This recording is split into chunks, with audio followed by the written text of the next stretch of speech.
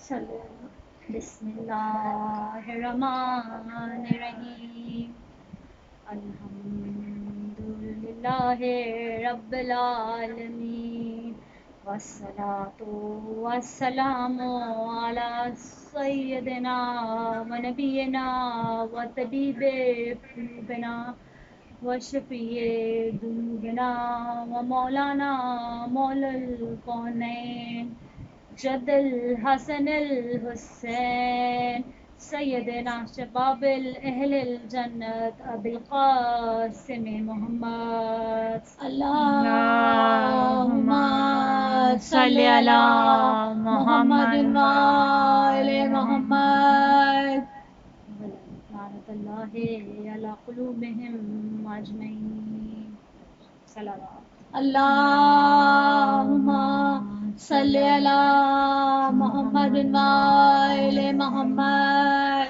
شروع اللہ کے بابرکت نام سے جو تمام جہانوں کو پیدا کرنے والا ہے. بہت شکر ہے اس کا کہ اس نے ہمیں اس گھرانے میں پیدا کیا جس سے ہم سینہ بسینہ نسل در نسل اس مجلس عزا کے سے فیضیاب ہو رہے.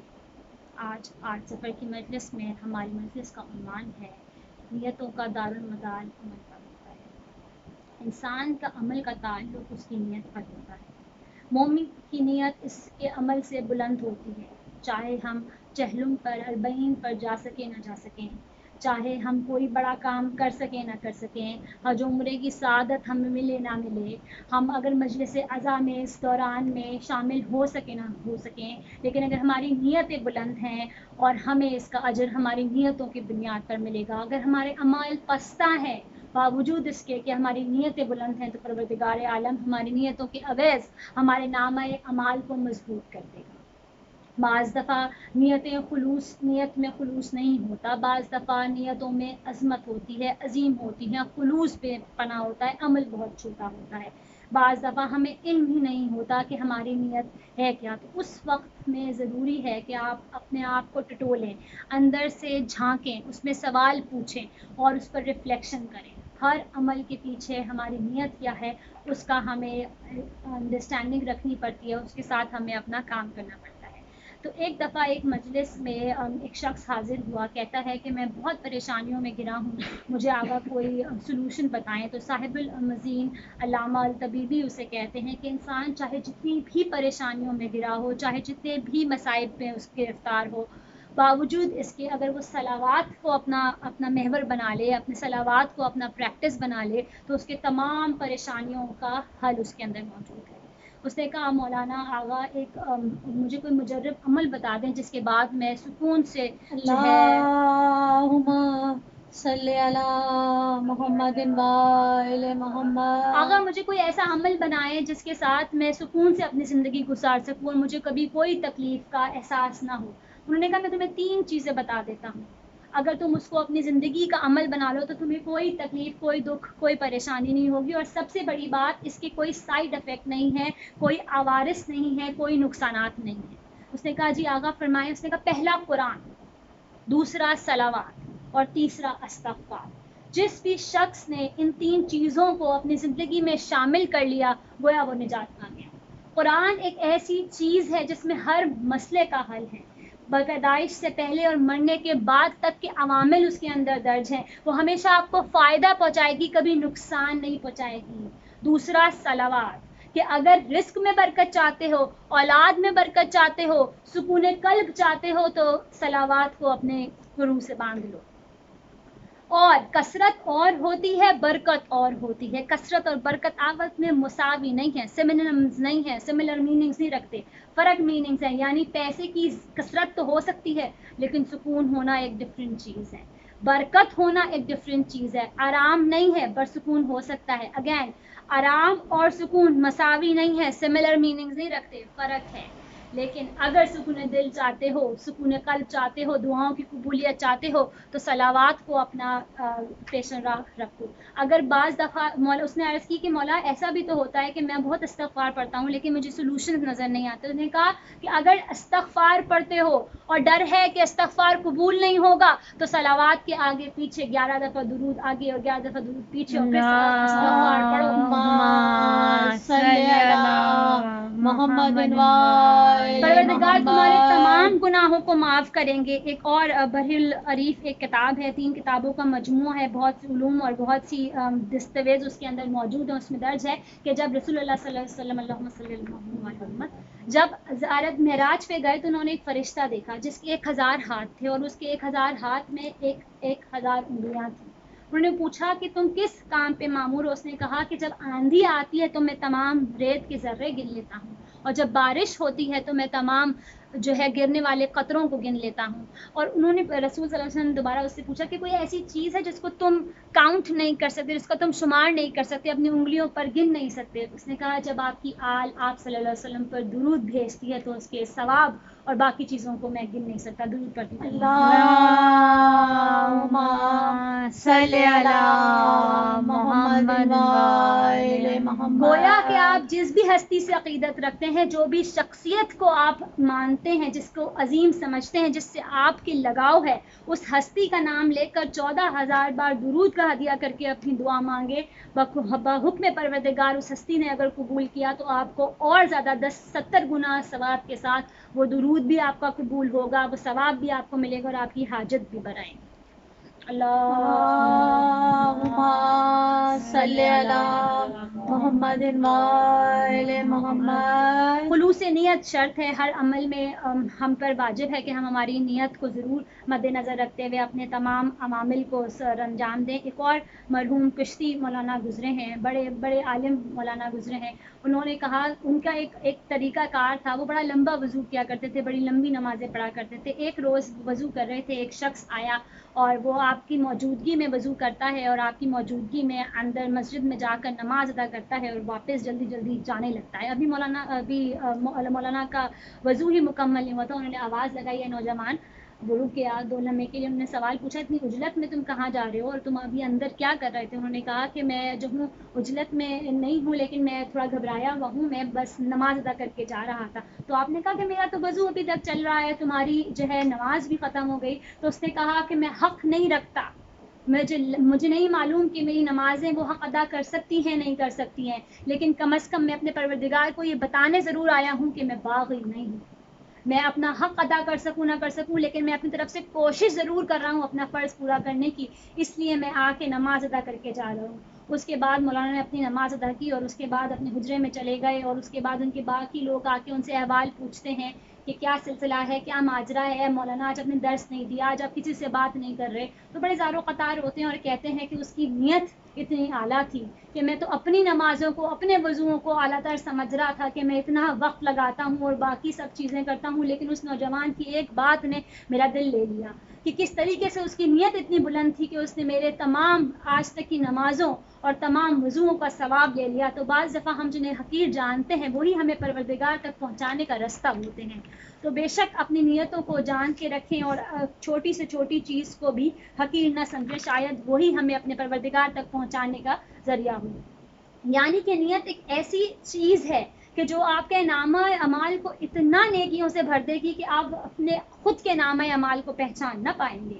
اگر کہ ایک روایت ہے، ایک جگہ پر ذکر ہے کہ جو ہے ایک شخص جو سیم کام کرتا ہو، 2 لوگ ہوں وہ سیم کام کرتے ہوں، لیکن اگر نیت میں فرق ہو تو جس کی نیت بڑی ہو اس کے درجات بڑے بلند ہوتے ہیں اور اس کے نام اعمال میں نیکیاں زیادہ ہوتی ہیں. کہ وہ فرق کر کے فرشتوں سے پوچھتا ہے یہ کس کا نام اعمال ہے اور یہ کیسی نیکیاں ہیں، تو وہ فخر سے بتاتے ہیں کہ ارے یہ تمہارے نام اعمال میں جو تمہاری خلوص نیت تھی اس کی وجہ سے تمہیں تمہارے عمل کا ثواب دگنا ملا ہے. تو ہمیشہ جو ہے اپنے آپ کو اس طریقے سے مضبوط رکھیں کہ آپ کے نام اعمال آپ کے بلند ہونے کی دلیل دیں. سبحان اللہ سبحان اللہ. اللہم صلی علی محمد وآل محمد. اس میں ایک اور واقعہ ہے کہ ایک مولوی جا رہے تھے آگا تو انہوں نے دیکھا کہ اذان کا وقت ہوا ہے اور ایک موٹر وے ہائی وے کے قریب ایک بندہ رک کر نماز ادا کر رہا ہے. اور انہوں نے کہا ابھی تو اذان ہوئی ہے، یہ فوراً سے رک کر نماز ادا کر رہا ہے. تو انہوں نے رک کر اس سے پوچھا کہ تم نے اتنی اجلت کی نماز ادا کرنے میں، ابھی تو اذان ہوئی ہے. اس نے کہا کہ میں نے جو ہے میں چراوا ہوں، میں بکریاں چراتا ہوں اور میں نے اپنی بکریوں میں ایک بات کا مشاہدہ کیا ہے کہ جب میں شام کو ان کو آواز لگاتا ہوں واپس جانے کے لیے تو وہ پلٹ کر میری ایک آواز پر آ جاتی ہے. وہ میں اس کا مالک ہوں, میں اس کو آواز لگاتا ہوں, ایک لمحے میں میری آواز پہ جاتی ہے. کوئی مجھ سے نہیں لڑتی, نہ شکوہ کرتی ہے کہ آج میں نے نہیں کھایا, آج مجھے کم ملا ہے, لیکن وہ میری صرف آواز پہ دوڑی چلی آتی ہے. تو وہاں سے میں نے لبیک کا مطلب سیکھا ہے کہ مالک کوئی بھی ہو, آواز کوئی بھی ہو, جیسا ہی لگائے ویسے ہی جانا چاہیے. تو حی الفلاح کی آواز آتی ہے مجھے, اور میں بس نماز کے لیے وضو کر کے کھڑا ہو جاتا ہوں, اور اول وقت نماز ادا کرنے کی کوشش کرتا ہوں تاکہ میں میرے رب کی طرف بھی سرخرو ہو سکوں اور میں تابعداری کی ایک عظیم مثال قائم کر سکوں.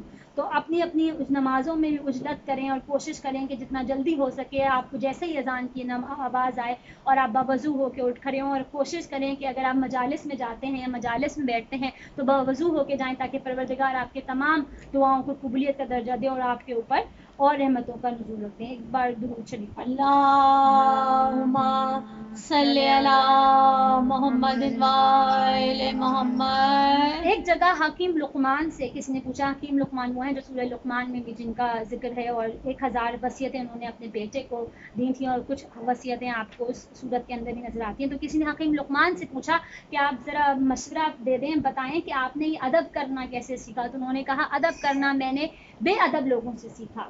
بے ادب لوگوں سے, انہوں نے کہا کیسے آپ نے بے ادب لوگوں سے سیکھا. انہوں نے کہا کہ جب جو کوئی ایسا شخص جو بے ادب ہوتا ہے, وہ کوئی حرکت کرتا ہے, تو وہاں سے میں دیکھ لیتا ہوں کہ یہ چیز مجھے ناگوار گزر رہی ہے, تو میں وہ نہیں کرتا.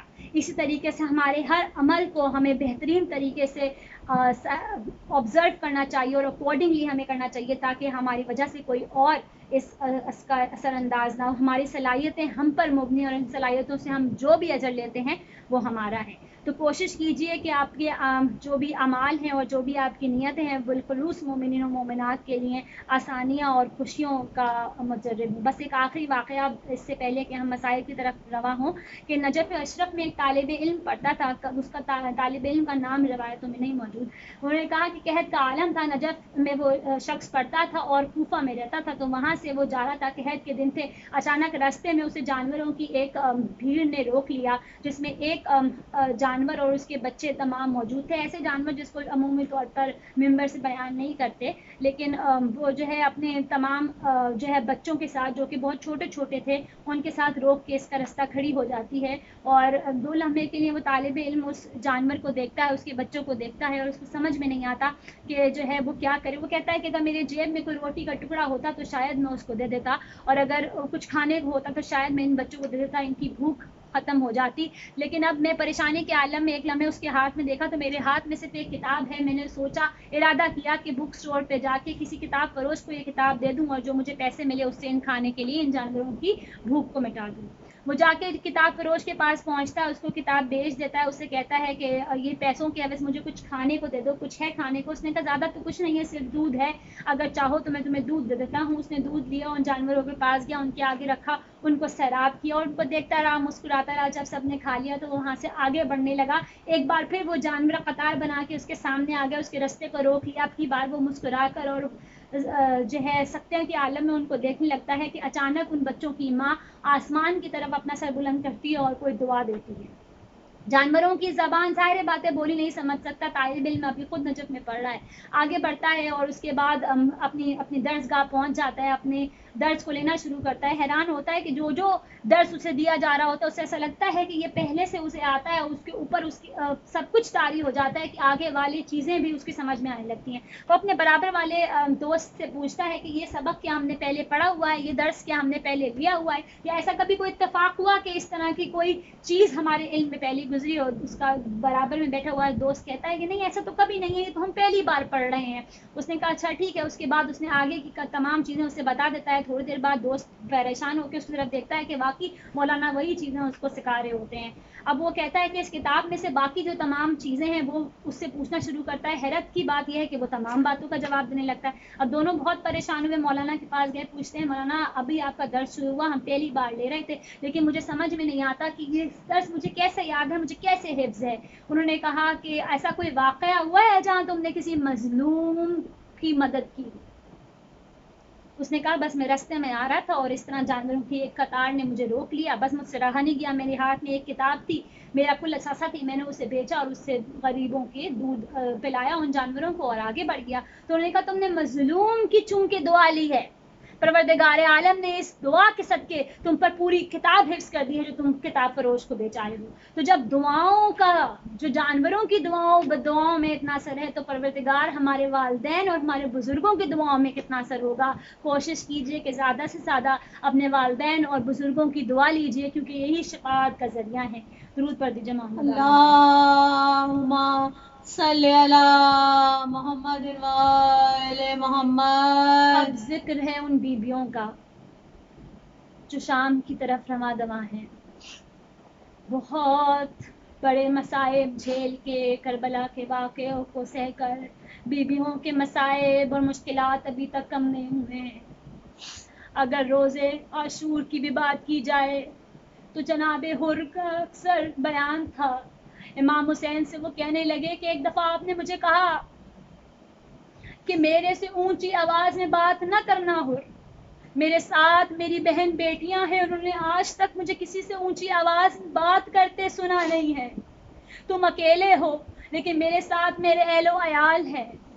तो आज आप जनाब आशूर वाले दिन मैं आपसे कहता हूँ मौला मुझे इजाज़त दे कि मैं बीबियों से एक दफ़ा माफ़ी मांग सकूँ कि मैं उनकी हिफाजत ना कर सका।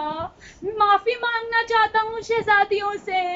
दरअसल जनाब इमाम हुसैन ने उन्हें इजाज़त दी। दर जनाब ज़ैनब और उम्मे कुलसूम पर हुराए, ऊंची आवाज़ में जनाब दिया कि वे मेरी बीबियों, मेरी शहजादियों, मैं आपके भाई के साथ खिदमत ना कर सका, उनकी मदद ना कर सका, उनको इन जालिमों के साथ में बचा ना सका। मुझे रोज़ क़यामत अपनी वालदा से, बीबी फातिमा से मेरी शिकायत ना कीजिएगा। इतने में अंदर से गिरिया की आवाज़ आई। एक लम्हा जनाब हुर अपने घोड़े से उतरे, अपने उमामे को उतारा, अपने सर पर रेत डाली और कहा कि बीबियों मैं आपके रोने की वजह बना हूँ, आपकी वजह, मेरी वजह से आपकी आंखों में आंसू आए हैं। तो अंदर से आवाज़ आई कि हुर मैं जनाब फातिमा ज़हरा से रोज़े क़यामत तेरी शफाअत करूँगी कि तू मेरे भाई के साथ हर मुमकिन वजह पे था, हर मुमकिन जगह पे था और उसको तूने तन्हा ना छोड़ा। आगे उसके बाद जनाब हुर ने अपने बेटे को कहा कि सबसे पहले तुम जाओ, मुझसे पहले तुम करबला के मैदान में जाओ और अपनी शुजाअत के जौहर दिखाओ, क्योंकि ये ना हो कि मेरी हालत देखकर तुम अपना इरादा बदल लो। जब जनाब हुर के बेटे करबला के मैदान में आए, शुजाअत से जंग लड़ी, बस एक बार बस घोड़े से नीचे आए, आवाज़ लगाई कि मेरे बाबा मेरी मदद को पहुँचो। इतने में हुर क्या देखते हैं कि जनाब इमाम हुसैन पहले से ही वहाँ मौजूद हैं और हुर के बेटे को अपने जानों पे रखते हैं। आप फौरन से बढ़े और कहा मौला ये गुलाम का बेटा है, आप यहाँ से हट जाएं, मैं खुद अपने बेटे को उठा लेता हूँ। मौला ने कहा कि नहीं हुर, ये बाप बेटे का मामला है और कोई घड़ियल जवान बेटा बाप लाशा उठाए ये किसी बूढ़े जिगर के अंदर मुमकिन नहीं है। मैं उठाऊंगा इसका जनाजा। और फिर परेशान हुआ। मौला ने कहा बस ये बाप बेटे का मामला है, इसकी लाश को मैं खुद उठाऊंगा। लेकिन हाय अफसोस सद अफसोस, हाय अफसोस सद अफसोस, जोहर के बाद जब जनाब अली अकबर का जनाजा आया तो इमाम हुसैन को कोई कहने वाला न था कि ये बाप बेटे का मामला है, ये जनाजा हुसैन आप नहीं उठा सकते, क्योंकि कड़ियल जवान का लाशा उठाना मुमकिन नहीं है एक बूढ़े बाप के लिए। जी बीबियों, ये वो करबला के वाक़यात हैं जो कम ना हुए थे जब शाम से वापस जनाब सज्जाद लौटे। बीबियों ने आना था, लोगों को पुरसा लेना था, लेकिन हाय ये गरीबुल वतन काफिला जिसको पुरसा लेने कोई न था। किसी के घर में कोई मौत हो जाए तो लोग जाकर गले लगाते हैं, अफसोस करते हैं, लेकिन हाय जनाब सज्जाद मेरा बेकस इमाम जिसको कोई पुरसा देने वाला न था, खुद जब वापस लौटे हैं जनाब जाबिर को देखते हैं, जल्दी से जाके जाबिर को गले लगाते हैं और कहते हैं जाबिर तुझे पता है मेरे मौला हुसैन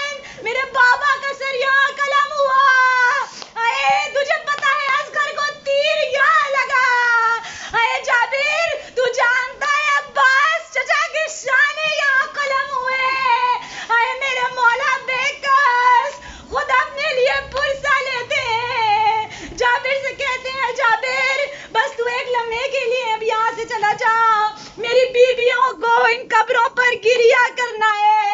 میری پھوپھی نے اپنے بھائی کی قبر پہ گریا کرنا ہے.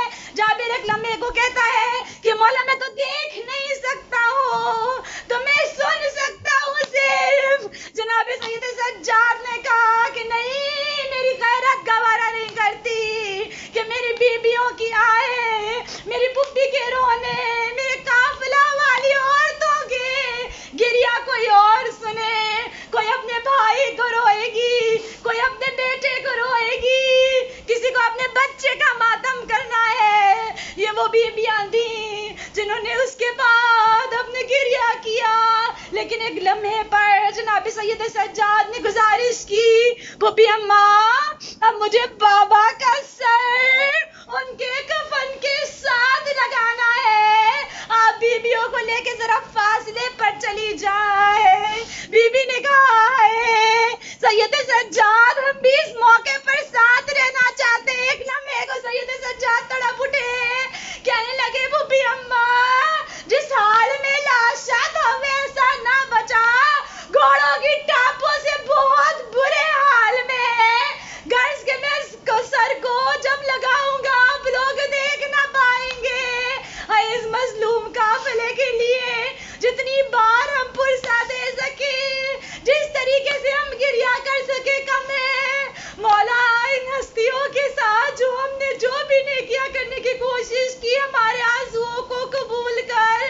جو ہمارے بڑے مجاہد بھائی ہیں جو کہ روزوں کی حفاظت کر رہے ہیں، مولا ان کو اپنی حفاظت میں رکھے، ان کو شہادت کے درجے پر فائز کرے، ان کے اہل خانہ کو صحت یاب رکھے، انہیں کوئی غم نہ دے سوائے غم حسین کے. ہماری مجلس اعزا کی حفاظت کریں، ہماری مجلس اعزا میں آگے بڑھتی رہیں، ان میں کوئی غم نہ ہو. ہمارے ہر سکھ ہر غم صرف مولا آپ کے لیے ہوں، اور ہمارے پاس کوئی غم نہ ہو سوائے غم حسین کے.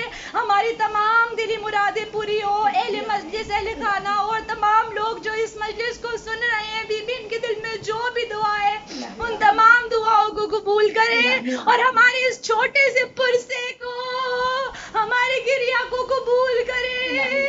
ہم بہت بہت چھوٹے لوگ ہیں، ہمارے اعمال بہت چھوٹے ہیں بی بی، لیکن ہماری نیتوں میں خلوص ہے، ہماری نیتیں بڑی ہیں.